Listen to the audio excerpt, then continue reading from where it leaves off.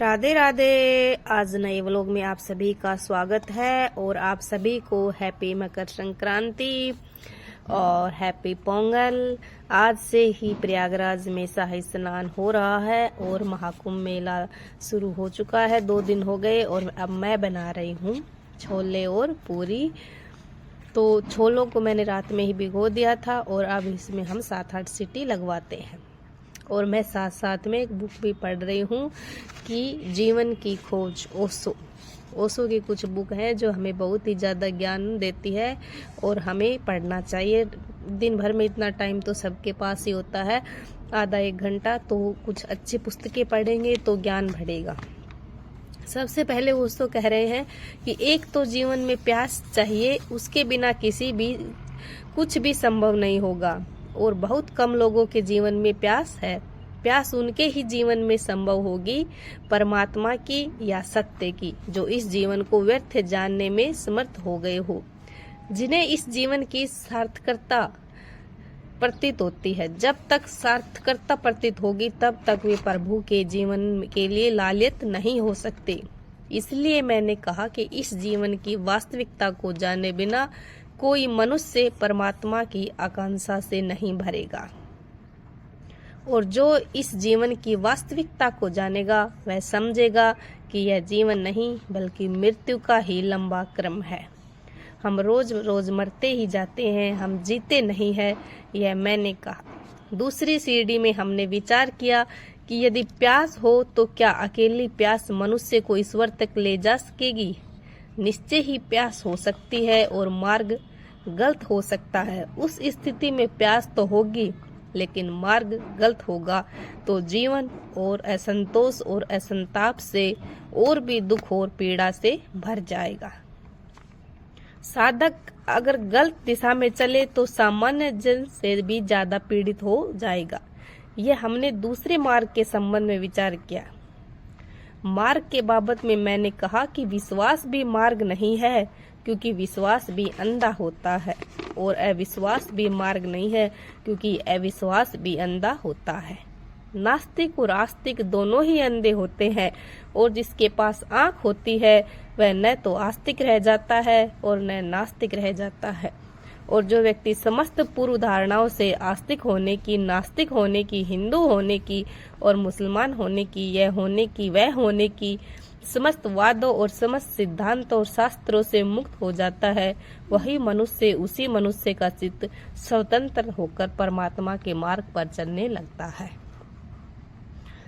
तो ध्यान हमारा स्वभाव है, यह बताया जा रहा है।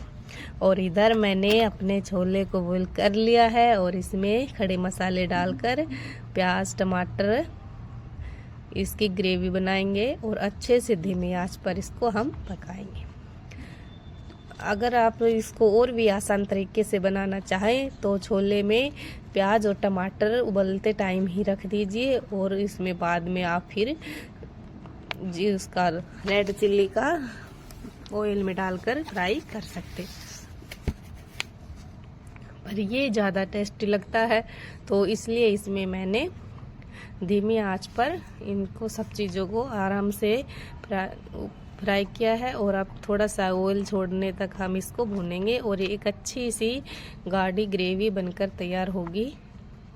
पानी आप अपने हिसाब से डाल सकते हो। तो एक पेज मैंने रेडी कर लिया भाई, और ये बुक मैंने 2 बार पढ़ ली है।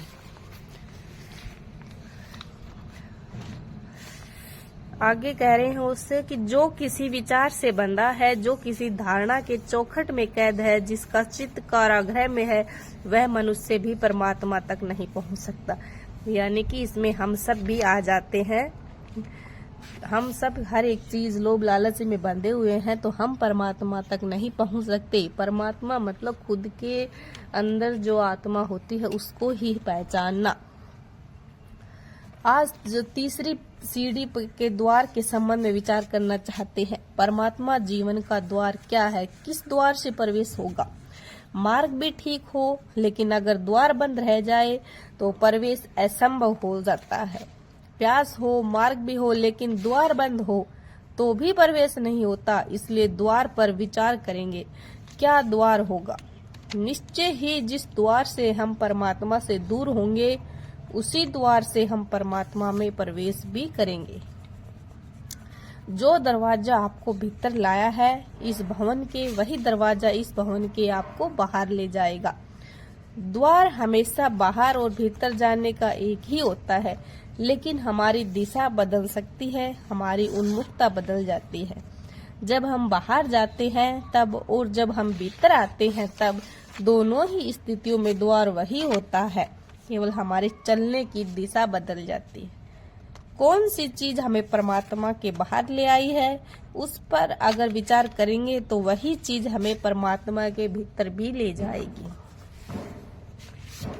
तो इस तरह से जीवन की खोज के ये शुरुआती पन्ने इस पेज के, इस बुक के, और काफी अच्छी बुक है ये, बहुत अच्छी, मतलब आपको अंदर से महसूस कराती है कि जिंदगी में क्या है, किस तरह से हम जीवन की खोज कर सकते हैं। भाई खाना बन गया और शाम को की हमने शॉपिंग, बच्चों के लिए बहुत सारी चीजें और किचन के लिए, और ये सब लिस्ट चेक कर रही हूँ मैं। और आपको वो लोग कैसा लगा, आज का ज्ञान कैसा लगा जरूर बताना। पसंद आया हो तो लाइक करना, और आप भी इस तरह से अच्छी अच्छी हेल्दी बुक पढ़कर अपने आप को और बेहतर इम्प्रूव कर सकते हो। और एक अलग ही तरह की मतलब अध्यात्म भी होता है, साथ में आपको कुछ भी अगर मेंटली दिक्कत है तो आप इस तरह के बुक पढ़कर अपने आप को समझा सकते हो इस जीवन का सत्य क्या है। ये आज दुनिया की भागदौड़ में हम लोग फंसे हुए हैं, लोभ लालच में। आप जब अच्छे अच्छे बुक रीड करते हो तो जानोगे ये सब कुछ नहीं है। अपने आप को खोजना ही एक जीवन की खोज है। अपने अंदर ही परमात्मा है और सब कुछ अपने अंदर ही है। वैसे लॉ ऑफ अट्रैक्शन में भी कहा गया है कि आप खुद में ही एक यूनिवर्स हो, तो जैसा आप सोचोगे वैसी चीजें आपकी ओर आती रहेंगी और उस तरह से ही आपका जीवन बनता जाएगा। तो अच्छी अच्छी चीजें याद करो, अच्छे अच्छे विचार लाओ और अपने आप को और बेहतर बनाओ, ताकि आपका भी और फैमिली का भी सबका तरक्की का रास्ता खुले और सब खुश रहें।